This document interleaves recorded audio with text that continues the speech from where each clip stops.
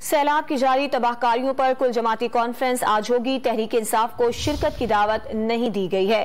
कुल जमाती कॉन्फ्रेंस दोपहर को वजीर आजम हाउस में मुनक्किद होगी। APC में PDM और इत्तेहादियों समेत दीगर सियासी जमातों को शिरकत की दावत दी गई है। APC में मुल्क में हालिया सैलाब की तबाहकारियों से मुतालिक उमूर पर मुशावरत की जाएगी। वजीर आजम मुल्क में सैलाब की सूरत हाल और मुतासरीन की इमदाद से मुतालिक शुरका को आगाह करेंगे। सैलाब की जारी तबाहकारियों पर कुल जमाती कॉन्फ्रेंस आज होगी। तहरीक इंसाफ को शिरकत की दावत नहीं दी गई है। कुल जमाती कॉन्फ्रेंस दोपहर को वजीर आजम हाउस में मुनक्किद होगी।